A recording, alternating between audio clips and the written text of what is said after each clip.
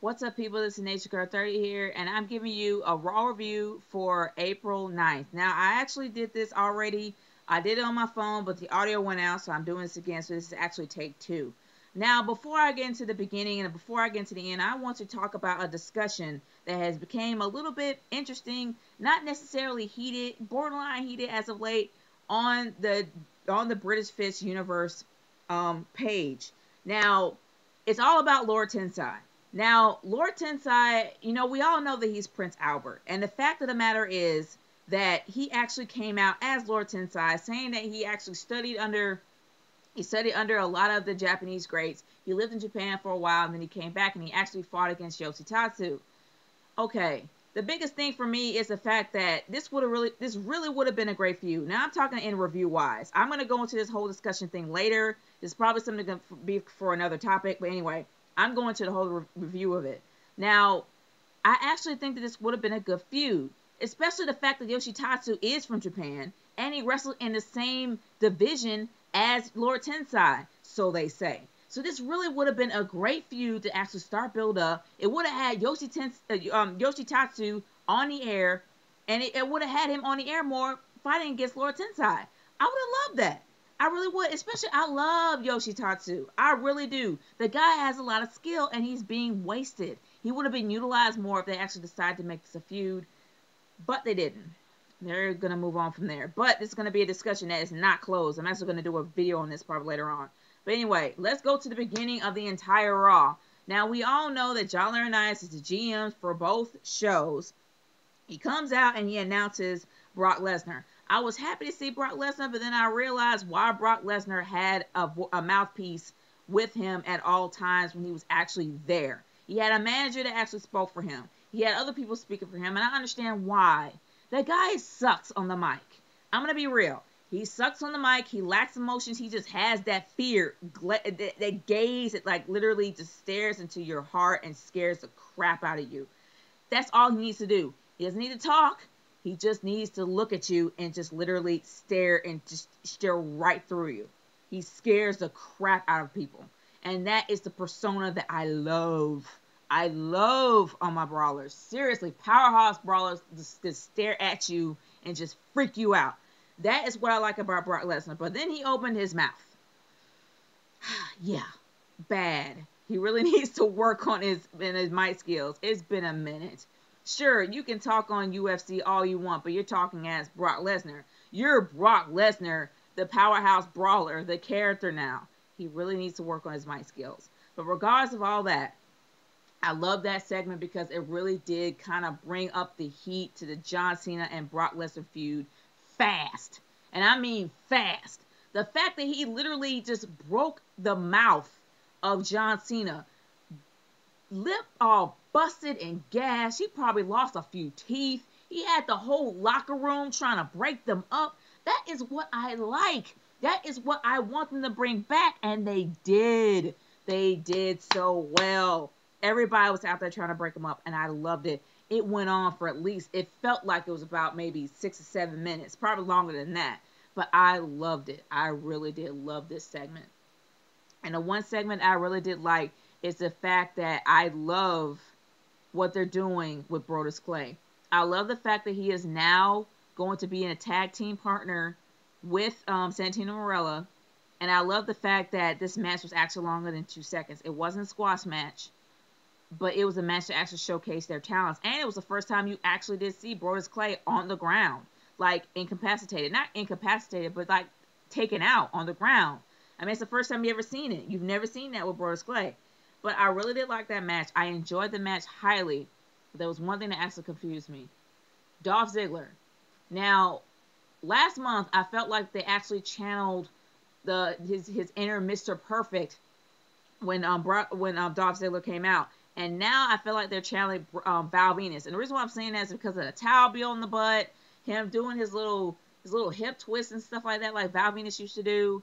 I just feel like they really don't know what to do with Dolph Ziggler's character, and they're trying to fuse both Mr. Perfect and Val Venus in him to try and make that a part of his character.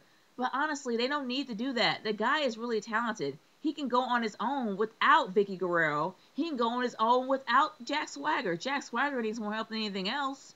But for some reason, Dolph Ziggler's career is at a standstill. He should have been a champion by now, but he's not going to be. He's going to still be thrown out there in random matches with Jack Swagger, occasionally be in Royal Rumbles and stuff like that, but never go further. That's the one thing that makes me sad about this.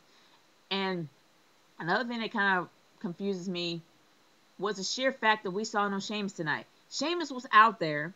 We saw the red hair from the big bundle of people that were trying to break up John Cena and Brock Lesnar. But for some strange reason, when Alberto Del Rio had his match with Zack Ryder, he wasn't out there. Don't really understand. They're trying to beef up this whole feud between Alberto Del Rio and Sheamus, but Sheamus wasn't out there. He should have came out there and distracted or something, try to beef up this feud, but he didn't. I don't know. Maybe they're going to try to have him with Zack Ryder. I hope not, because it wouldn't fit. It wouldn't make any sense. But another thing that really confused me, and there's a lot of confusion with me tonight, was the Cody Rhodes match with him and R-Truth. Now, Big Show came out to show a segment within a segment within a segment, or a clip within a clip within a clip, to show that Cody Rhodes, hey, I want to show you something that's going to embarrass you. And the other clip was saying, hey, Cody Rhodes, I want to show you that something to embarrass you, and they're going to show something that's going to embarrass him. Yeah, it makes absolutely no sense. And I really hope that this doesn't become part of the feud for too long, because it has to serve its purpose when he won the first time, but it doesn't make any sense for him to keep on doing it. They need to actually try to find something fresh and new here. Also, CM Punk versus Chris Jericho. This feud should be non-existent. This feud should have died at WrestleMania. Why are they bringing it back? I do not know. And also, it seems to me that Chris Jericho really doesn't have anything else to jeer at CM Punk with. It doesn't have any more ammunition for CM Punk. It's like he's running out of things to say. And that's the one thing that kind of bothers me. Because these guys, when it comes to them being on the mic, they are literally warriors of words. They can take each other out with their words. Chris Jericho's character is like literally pipe bomb personified. That's what his character is. That's what his character was made for before CM Punk even came to WWE. And CM Punk is the same exact way. He's the realist. He's the anti-hero of the PG era. These guys are supposed to be excellent masters of the mic. But it seems to me that Chris Jericho's starting to run out of things to say, and he keeps going back to his dad being a drunk and then pouring the beer and stuff. It needs to be redone. It really does. And the whole personal thing doesn't have any purpose anymore. It had purpose at WrestleMania, but it doesn't have any purpose now. They need to find something new, find something further to go on with. And yes, sure, it's going to be Extreme Rules, but still, it's no purpose for this. It should have died at WrestleMania. But moving on from there, my whole main event of the night pretty much was Brock Lesnar coming out and literally kicking Cena in the junk. Now, if you honestly believe that Brock Lesnar can take somebody out with one fist and bust up their lips, what do you think he can do to his junk with one kick? Seriously, we're not going to see John Cena. He's going to have a busted up groin or junk or something next week. We're probably not going to see him next week.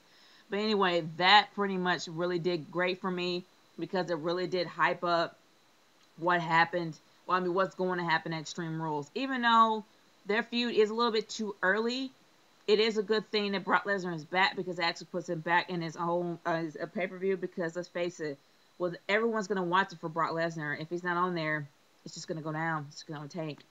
But I have to say that my inner child is definitely so happy, so screaming right now, because I love the Three Stooges. And I love Will Sasso. Huge fan of Mad TV and Will Sasso when he was in it. He was the best curly. Best curly. And I loved it when he channeled his Hulkamaniac, his inner Hulkamaniac. Tried to Hulk up for Kane. Didn't work, though. Kane kind of flattened him out. And I liked that part, too. So, I was kind of torn. But either or, I love the Three Stooges, and I also love when Kane actually got himself involved in it. Thought it was awesome. Really did. But I have to say that this Raw really wasn't all that bad. There was a lot of things that really did confuse me. I did like the WrestleMania segment when they talked about the end of the era, which it actually was the end of the era, and, it pretty much made all kinds of sense to me, and it's probably for their DVD that's going to be coming out. But, regardless, I'm giving it a C. Because of all the things I pretty much talked about that were completely confusing, it was not... It was great in the beginning, the middle kind of fell short, and then the ending kind of went back to being great. So it really wasn't all that great throughout, and that's the reason why I'm giving it a C. That is my verdict, and I'm sticking to it. This is NatureGuard 30 signing off, and hopefully this audio will work. Peace. Later.